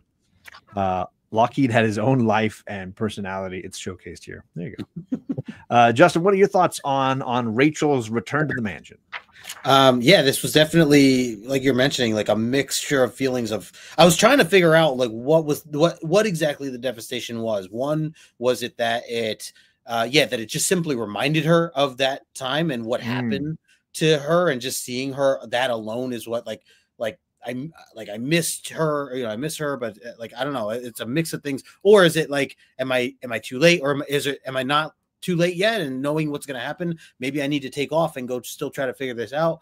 There are a lot of possibilities at this moment of what's kind of going through her head that are her being in awe for different reasons. So right, definitely was kind of questioning that. And then loved, I mean, Daryl, you hit it on the head, man. Just the artwork, the lighting up here for some of the detail on Ileana, and then also just again pointing out that Danny is like missing, or realizing how much that they really need Professor X right now with what they're going on with, and her struggles with her fears with despair right now, and just that's red square panel. Again, compared to, it is night and day compared to what Sal had put together for that other bear before. And again, I feel bad to even compare it to that, because but it's hard not to when these issues are back to back, and they both got danger rooms, and they both got spectral bears, and there's a lot in common here. Exactly. And shout out to Lockheed. Yeah, it's great to see that. Nice to see Danny back in like a normal costume. Right. Yes. So then we have a little bit of a side story, a few pages here, dealing with the character of Warlock, who some comic fans may remember from Hickman era stuff or beyond, or to after this. But this is technically our first real glimpses into Warlock. What we have here is a strange set of sort of panels where we have a crash site on a far off planet, and there's Warlock in a very seductive pose. I had to include Scarlett Johansson from Under the Skin there in a very similar pose. Warlock seems to be in a very fragile place, really struggling with some kind of an issue, and then looks up into the sky and sees this glowing yellow star power that he calls Father. And the Father basically has been chasing him across the galaxies, it seems, and casts some sort of like fiery ball at him. And it forces Warlock to take off and flee yet again, to the seeming joy of his father, who says, "Oh, the game continues. I'm going to chase him down to the ends of the world, to the ends of the universe." And that's kind of this little side story, where we then jump back to the snow, and Danny she's armed with arrows and seems to be on the prowl. Justin, what are your thoughts here on this strange side story? Could you follow it? Was it challenging? I know the panels are not normal and easy to read. They kind of jump around. Yeah, no, I really enjoyed this. I remember, I can't recall the issue that we broke down, but we did get a little glimpse of this in where his dad lands, didn't we? Yes. And it crosses over between New Mutants and X-Men. Yeah. And so I like that. I was like, ooh, like I kind of know where I'm at right now. Like I do remember, the dad kind of looking for Warlock. And I've always known about Warlock and have read him from the newer Hickman stuff. But yeah, I wasn't quite sure where Warlock came into play in this time. And I don't know if this is like his official first appearance or not, but like, really interesting. Just hear him, even just that one page of like, he talks about the ground being cold, but he's like, I need my energy cells are dangerously depleted, but this world can restore me. That's why I chose it, but I need the time to do it. So I'm like really curious, how his power actually works too, and just what is he talking about with all this, and then he has to split because his dad is kind of kill him. Like I'm like, dang, like what's up with dad, But yeah, I love the artwork, man. A lot of it's very. Like I would love to see him on like drawing Storm and stuff with the thunder, because some of the lighting is just so wild, and he just captures so well. So no, definitely. Oh, and that far panel with the purple, the eyes, and then the teeth. I have to say, reading that for the first time digitally, I didn't get the same experience as one would, seeing it on an actual page. So kind of the one of the benefits of opposite of what I normally always say, nice to see that whole page there and get instead of panel to panel to see the whole page and how it fits together. Paid off a little more. Yeah. When you got, and I do think that's some of the benefits of an art style like Bill Sienkiewicz is the piece as a whole and the individual components are both interesting and aesthetically add a lot. So how you read it can add a lot in the experience. And that's a good point. For sure. I wanted to mention, you had asked if this is the first appearance. So I'm frustrated. This is considered the first cameo. I don't know how this is a cameo when you see his entire body, he speaks, and they acknowledge him by name, and he gets 3 pages. So it is his first appearance. Is what it's considered a cameo. But I would argue this is his first appearance. But yeah, you do what you got to do. First time. What about you, Daryl? How was this scene break for you, this transition bit? First of all, the panel layout of this is just so unique with the zooming in of the planet that has like the box around it. Yes. With the lines going to the next panel a little closer. And then even that one box has like a section within it that it's next going to zoom in on it. And then it's all zooming out into the bigger, picture of Warlock there, like laying out. How do you even like process that coming from the last issue? I know. It's like, it's crazy. I can't imagine if you were picking this book up off the shelf in 1984 and you got that last issue, and then next month you get smacked with this, like just wildness, know? Like, but in this, I mean, in the story of it here too, you're just like, what is going on? We're in space all of a sudden. We've got Rachel Summers, which I guess they're just calling her Rachel. Do we even know that she's Summers at this point? I think in this issue, I can't remember if we do, because I know that she references Dad at one point in the Uncanny issues. I want to go back and cross-reference. Her first appearance is in Days of Future Past, right? But she's just referred to as Rachel in that. They never call her Rachel Summers in that. Yeah. So I didn't really know. And then she's showing up here, so I wasn't sure. But this is just wild. The jumping around that we're getting compared to the very linear. Here's the team meeting the Hellions. Even though you had that weird limbo part in the middle, it's still very straightforward. Yeah. Where this is just kind of, it's like we're jumping around. Like, I mean, Claremont's definitely feeling, I've got an experimental artist. I'm going to be a little bit more experimental myself. Yeah, I think it felt like an opportunity for him to cut loose in the same way, right? Magic Lasso, speaking like Warlock, says this is his first appearance, and I agree. I'm with you. Let's continue on as we jump back to Danny, and she is fighting a bear. She shoots it in the neck, and then realizes she's only got one arrow left. She fires another one, and she takes it out, but then asks Illyana to end the simulation because this is the danger room, and she's just asked Illyana to help her practice fighting bears. She doesn't tell Illyana why. She just treats it like an escalating challenge. Oh, we'll try a bigger animal next time, but we can sense something is bigger here, and obviously we see that growling red bear hiding in the dark, and Illyana and Danny is sort of carrying around this weight like she needs to prepare for something, and something bigger is going on. So we see her putting on some war paint, gathering her snow gear, her bow, and several arrows, and she goes out into the wilderness and screams at the bear to come show itself. And she might regret that decision here. Daryl, what are your thoughts on Danny preparing for the demon bear? It's fun and it's engaging in knowing what's happening. What she really needed right here is Wolverine to show her how to fight a bear, because he's taken on a dozen or so over the years, and he could have really helped her out. I mean, great panel work again. I like this one of. Let's see. Do you have it up there? Are you guys getting some feedback? Yeah, I think Daryl's rubbing his microphone. I keep hearing like sounds. I'm looking through my copy of the book right in front of the mic. Oh, okay. That's all right. It just gets scratched. Well, you don't have it up here on the panel, but or up on the screen. Oh, yeah, you do. that panel with her looking out the window with the snow. Yeah.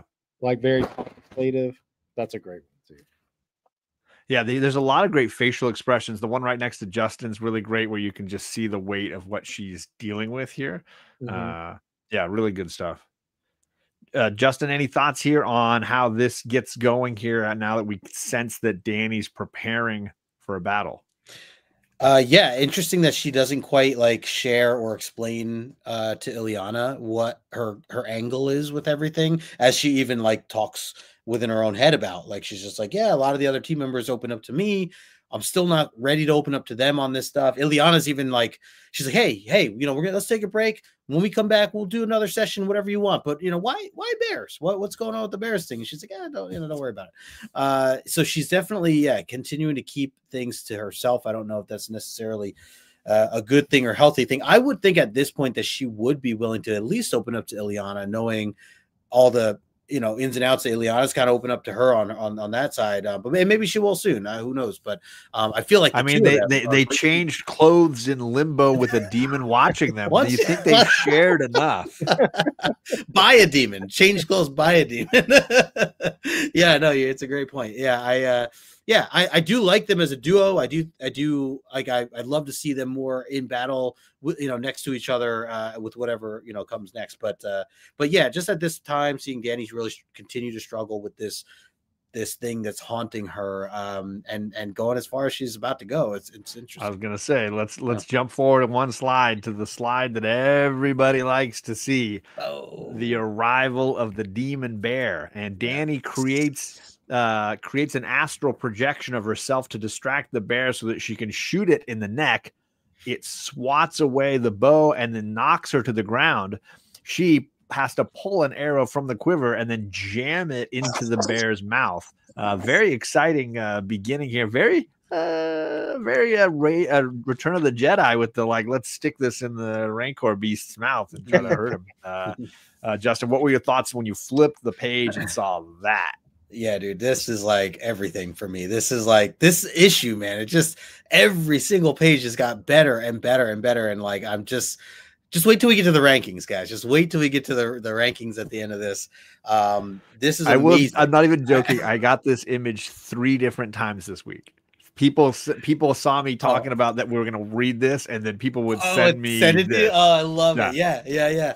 And again, this is new to me. I've always heard people talk about the demon bear. I don't know. I didn't know much about anything regarding the demon bear. We got a little hint of it in issue 3 or 4, and I'm like, oh, that's right. This whole thing with the demon bear. What is this creature or whatever? I had no idea. And even now, I'm just like, holy crap, this goes pretty deep, and for her to continue to drag on this thought, and rightfully so, this is the thing that has been haunting her, that killed her parents, that is essentially after her, and all this stuff. So it's a big deal, man, and to see this is just so incredibly well done. I'm so happy that they made the change when they did, because I don't know if we got another Pokemon looking fluffy marshmallow of a bear, it would have not been Care Bear Stare, baby. Right, Care Bear Stare.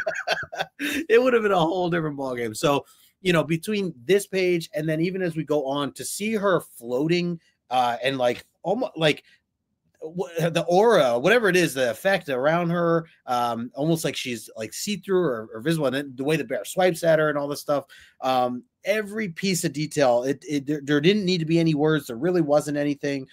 You could just follow along everything with the visuals, and that's exactly what I just love so much about Bill's work and what it's doing for this book.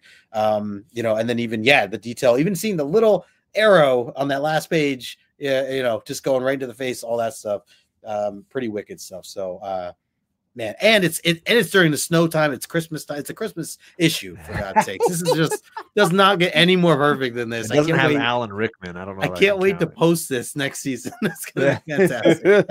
I love it. So good. Conlon's talking about how cold it is. He's freezing while he's reading these pages. Yes. Magic Lasso's like, it's 7 degrees outside where I am. There you go. Not a lot of copy needed on these pages, which for me is a sign of Claremont shifting his style to suit an artist. I don't know if you got that vibe, Daryl, from these pages, that it was like an artist and writer meeting in the middle somewhere. Yeah, it was probably painful for Claremont to not put extra.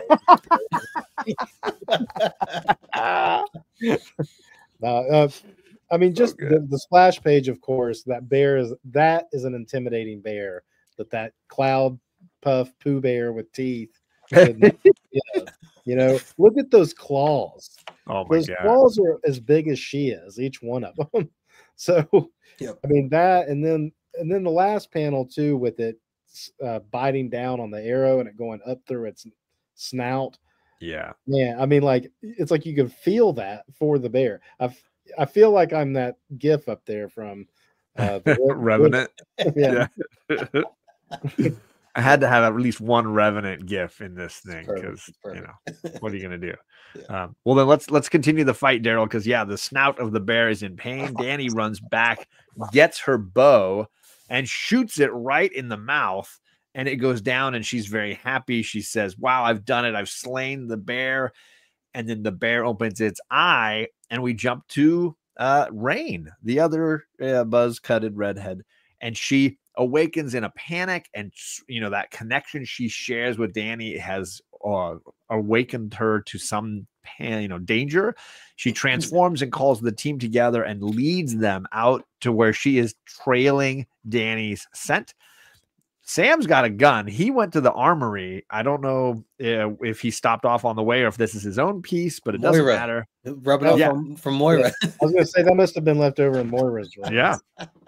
And they find their way to Danny, and Danny is slain on the ground. And curiously, no bear tracks, no blood, just Danny laying by herself. Big, shocking ending here, Daryl. What were your thoughts on how this one rounded out? Great cliffhanger, and I love the angle chosen of her pulling the bow and arrow back. The foreshortening of her hand, like in the foreground. Yeah. And, I mean, that's great. And Sam looks like, a country boy that he is with that shotgun. Yeah. I love the transformation scene of Rain. And then, of course, the end there by that huge tree.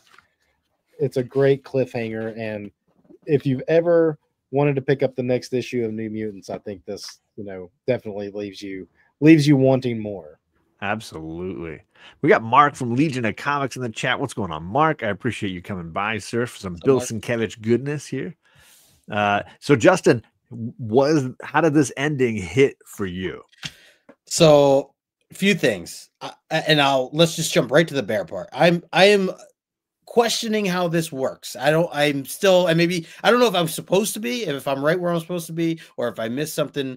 But is the bear real? Is it supposed to be her ability being used on herself? Is this all a dream? But if it is, she's bleeding at the end of it, so it seems pretty dang real. And if it is the bear something? Is the bear a character itself that goes on to do its own thing, or is this all within her head and or control?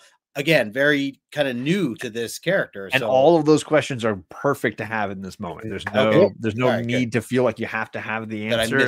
Sometimes you eat the bar and sometimes the bar eats you. Yeah. Okay, cool. So then, that's like, I'm definitely questioning a lot. Love the Daryl, great point out. I think that the transition for Rain, like that was a long time needed, something that like to really be well done. And that's, I feel, the first time we get like a really cool transition. I think we had one or two earlier, but like this mixed with, just Bill's style in general, I think is my favorite transition of her, turning into Wolverine. So yeah, like I'm excited. I think that would be my favorite single panel. As hard as it would be to pick one panel from this book, that would be my favorite. That one, I think, would be my pick.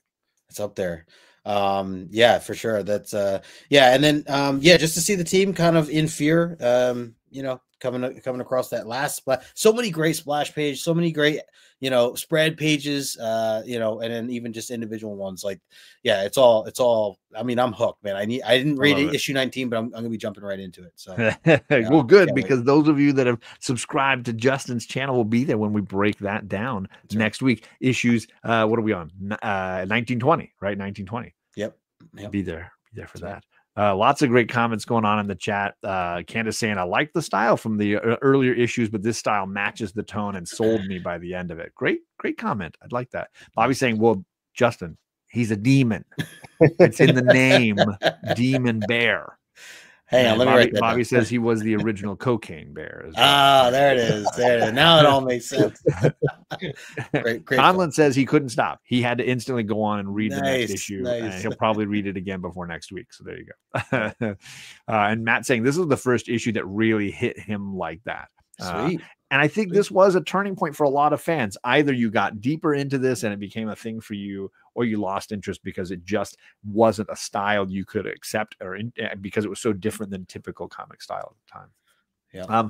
But yeah, this is it. We've done 2 issues. I now is the time when we rank these issues. You can, because we're doing 2, you can do it together. You can do them separate. I think most of us will probably want to do these separate because they're so darn different.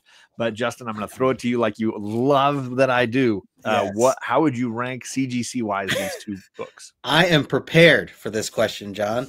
I had put a lot of thought into this for both issues that I will rank separately, and I am going to put issue. This is what the first one was 17. Correct, sir. I am going with 17. I'm giving a 9.0, a 9.0, because I still love the heck out of it on its own. I was trying not to compare or anything of that nature, to this new one.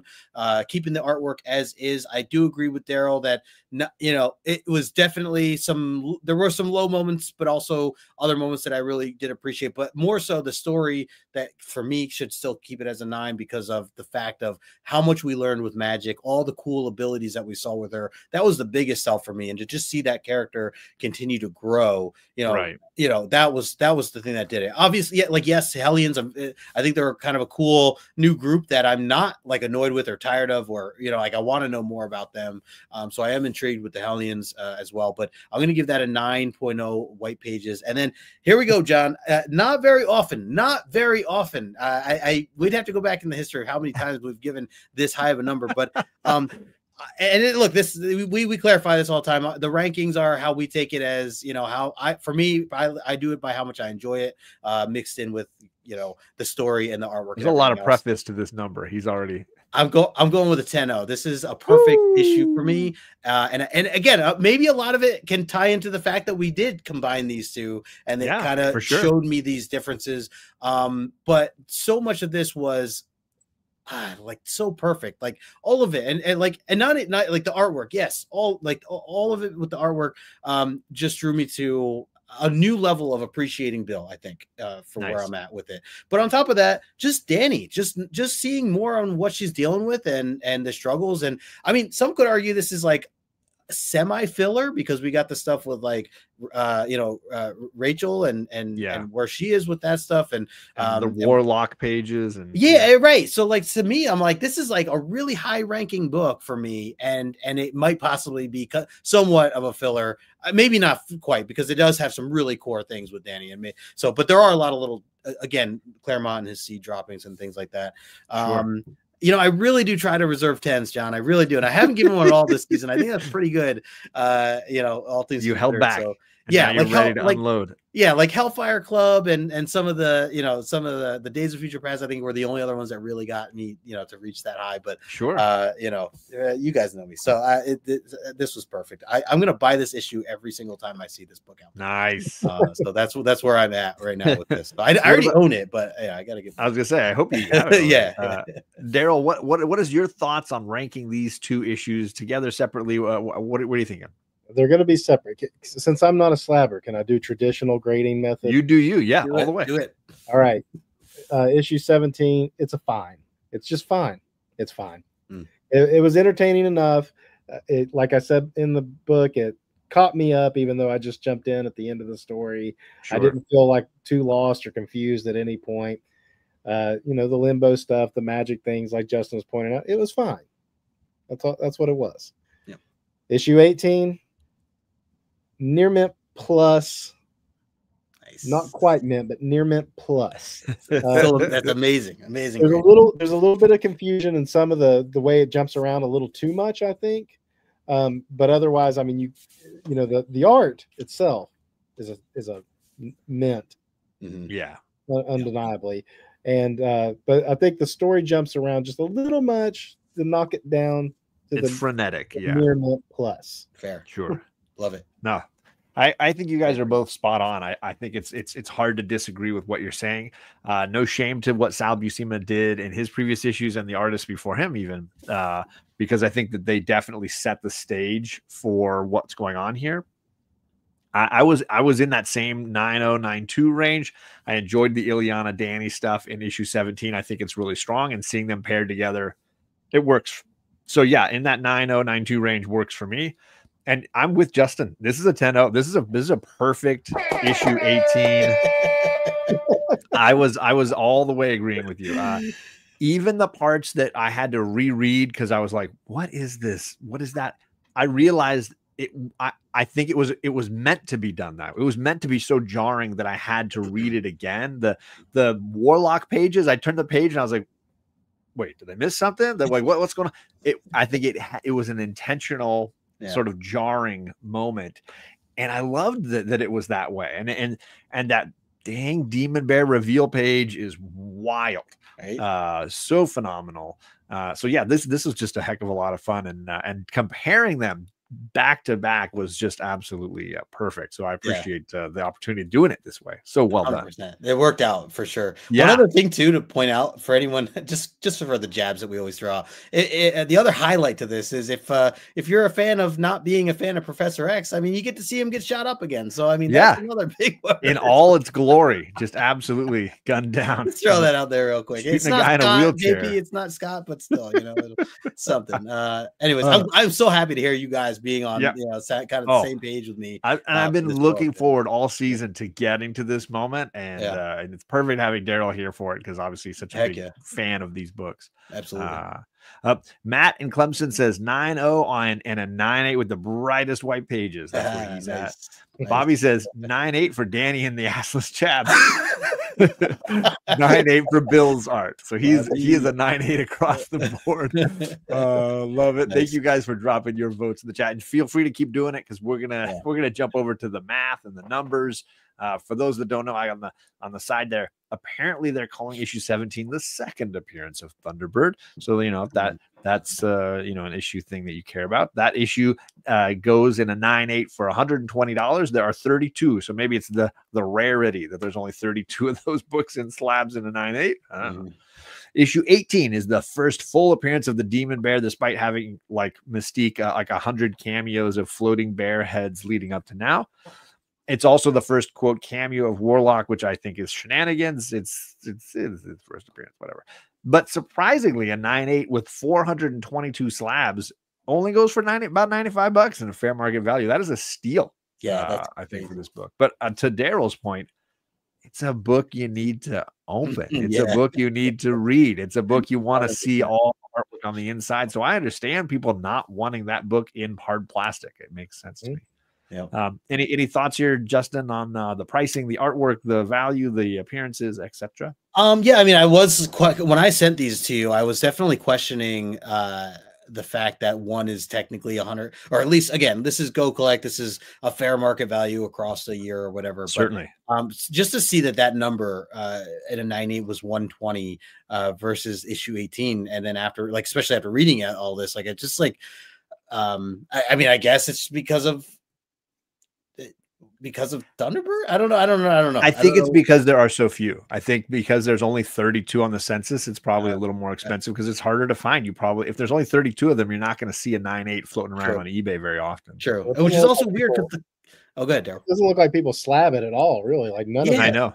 But which I think it's just on purpose. Issue, but right. People slab it. I think it's on purpose because the cover is not that great. Like, it's not, and it's nothing significant. So it makes sense that should be a low number to begin with. But to then throw a 120 on, I mean, I don't know. It's just, I mean, hey, I was assuming that it's a scarcity thing, not necessarily like a high value thing. Yeah. I mean, I would certainly do a 9.8 for $100 for the 18 though, for sure. Sure. Even though, yeah, I will buy this raw every single time I see it in the wild. Serge is saying hi. I didn't realize you were in Japan, so arigato. I hope you had a good night hanging out with us. But don't leave because trivia is coming, and you could win some fun prizes at the end of the season. So I appreciate you hanging. Daryl, any thoughts on the math here and the numbers? I know you're a raw guy, but interesting to sometimes see what the numbers are saying. Yeah, it is. I mean, I guess I'm not too surprised by the census numbers on 18, just because it is the first, not so much because of the Demon Bear first appearance, but because of the first Sienkiewicz on the title. And this is one of those titles that he's like, he's known for so much, but this is like one of the titles he's known for his interiors, really. For sure. Absolutely. Maybe that's what it is. Maybe it's because it's Sal Buscema's last issue for New Mutants is 17. So people have to. That's why. Yeah, you gotta have it. Gotta have it slabbed. Well, let's stop the sharing. Let's end that portion of the show. We are to the end of the show. This is your time to make sure you are ready in the chat, ready like Tony is probably on another stream right now and ready to type in his questions and answer the trivia for us. But let's remind you all, we're going to be asking 2 questions apiece, 2 from Justin and 2 from myself. We are looking for a correct answer and another person with the same or something similar for another correct answer. So there are 2 people that will get onto the raffle list just with correct answers.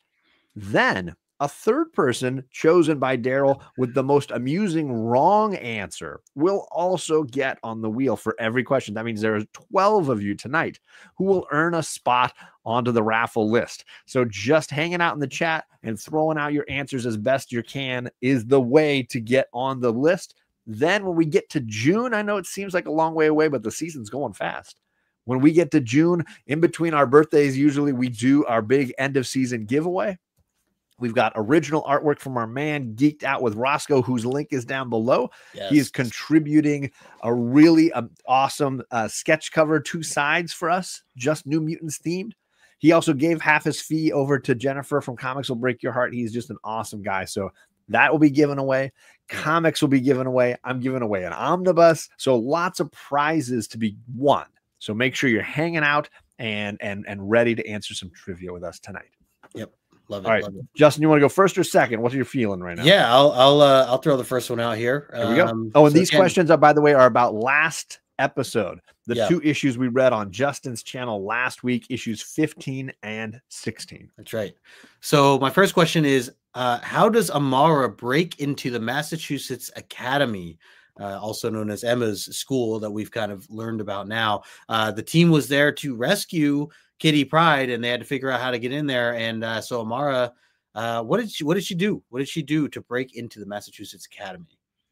Remember, we are looking for 2 correct answers and 1 funny one. So a bit of a layup. Could be a layup. Go. What did Amara do to break into the Massachusetts Academy? Dun, dun, dun. We don't have Roy Kirk here to drop the line. Well, thankfully, Ryan did it for him. Ryan, did I miss Ryan it? Magic Lasso dropped the line. We missed you, Jackson Roy Kirk. If you're catching this on the replay, miss you, our friend. That's right. Let's see.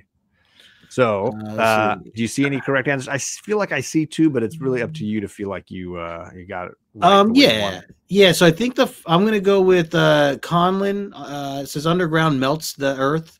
You got it. And then Adam makes stuff up, melts through the floor. Yep. Melts through the floor. That so, not a wall. He doesn't blow a wall out, Tony. It's she volcanoes her way up. So Adam gets his 15th, and Conlon gets his 24th. Tony says, "Tunnel under building." I screwed that up. You did. Yeah, you screwed that up. She stole the only female outfits from the Hellions. I mean, that's fair. That's fair. Yep. Burned through the earth. I mean, technically, you're not wrong. Kicked in the door, waving the 44. Nice. The question is, how did Amara break into the Hellions Academy there? She shook her moneymaker. That's one way to do it. Right. Wait, wrong issue. I mean, maybe she did. I'm not saying it's wrong. She did her best Diana Ross impersonation, which always is a popular answer if you can include Diana in there somewhere. Any answers that you like there, Daryl? Oh, sorry. Did she sneak through the window, if I'm not mistaken?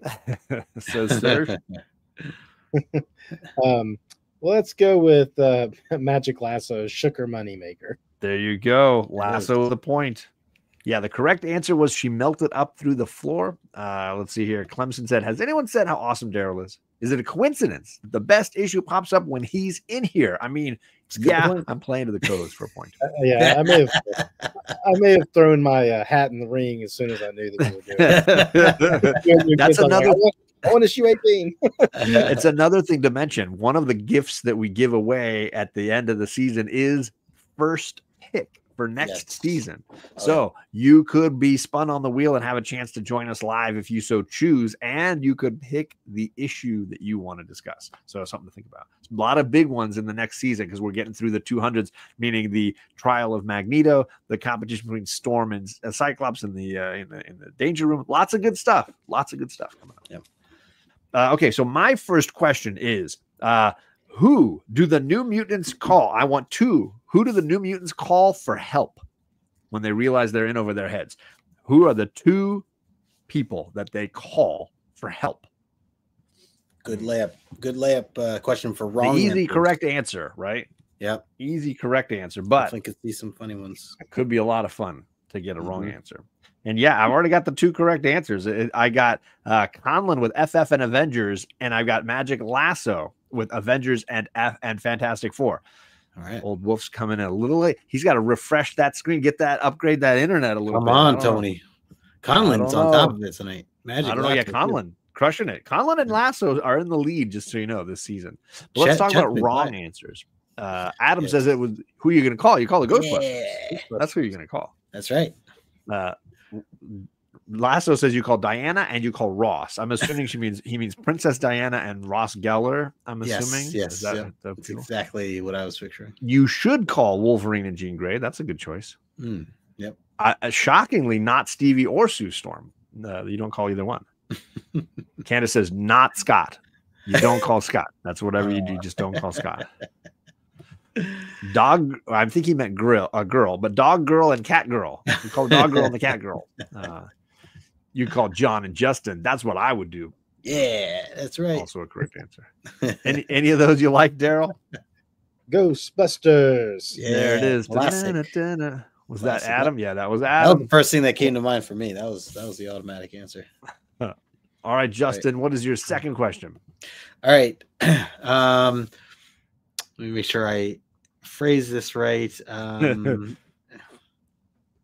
Okay. So this is a question that you had to be tuned in for or that you caught last week. So during our trivia questions segment at the end of last episode, what did our guest say would win as an incorrect answer if someone said that answer in the chat?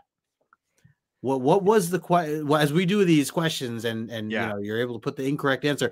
Our guest said, if you say this one thing, it'll automatically be the winner of the incorrect answer. It doesn't matter what the question was. Yes, he was regardless of the question specific. Yep.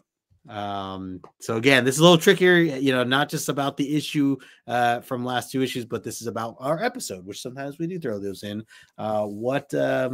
You know, had to watch the trivia part or be part of the trivia part to kind of maybe recall it. But yeah, so I do see the correct answers. So I'm sorry, that's not spelled correctly. There's no 8. It's Colossates. No, as the Atkins swear. Correct answer for Matt and Clemson. Yes. And Lasso came back and got it right the second time. Yes, he did. Nice. So nice save. Lasso saved himself in the end. But I got Matt and I got Lasso. Old Wolf says lingerie all day is the correct answer. Nice. That rolls off the tongue well. Sure.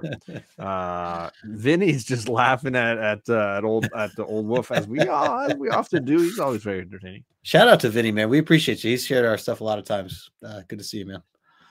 Emma, says Conlon. The answer is always Emma. I mean, she's definitely out there. Wearing lingerie all day.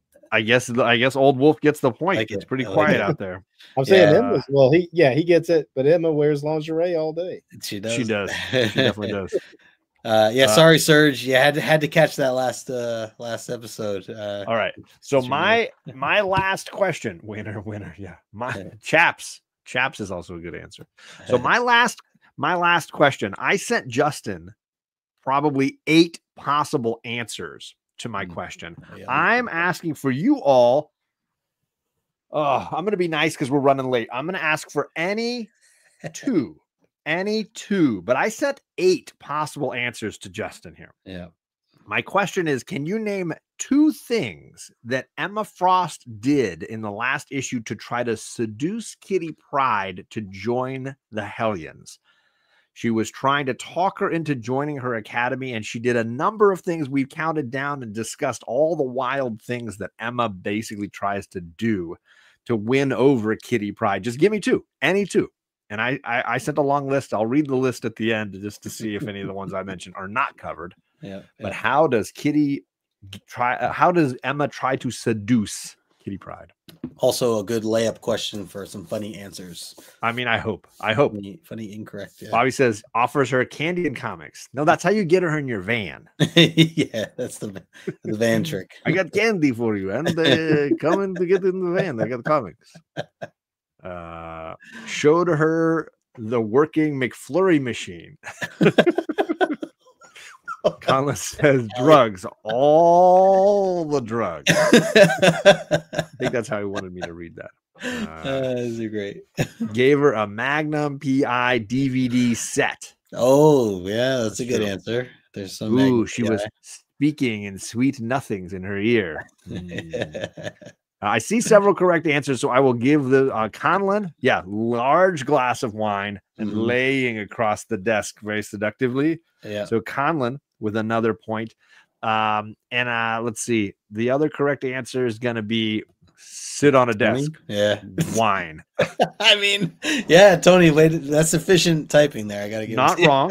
Not wrong. So here's my list. I said she dresses seductively, drinks booze, monologues, tells her she wants to rule the world, admits to using mutants for her evil plans, threatens her family, offers her a high place in the Hellfire Club. Mm-hmm. She does all of those things in her 2-page pitch to join the Hellions. So there you go. There's some of them.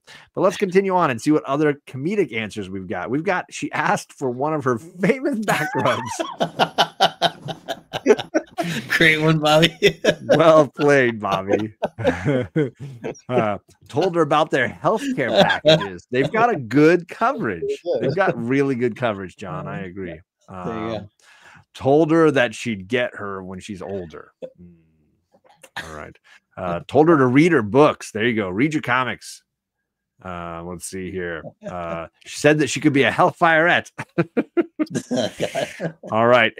Any favorites there? I think you laughed pretty hard at one of those. Yeah, Bobby threw out a couple good ones, but the famous back rubs. I felt like that was the home run, the back rub. So there you go, Bobby, with the comedy answers.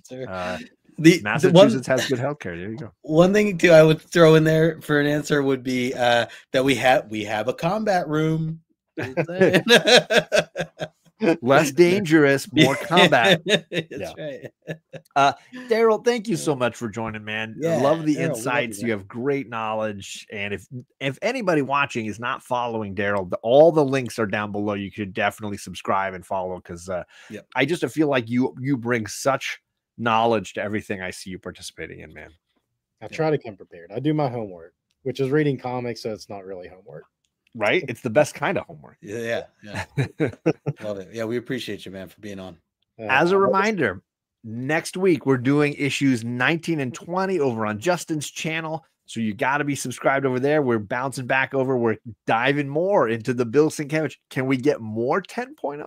Do we got more near mint pluses? Are we crushing it as we move along here in this new era? You should definitely check us out, and we will see you guys over there next week. It's going to be tens from here on out. I mean, that's all we need. That's all we need. All right, everybody. Thanks for coming, and we'll see you again next time. Peace.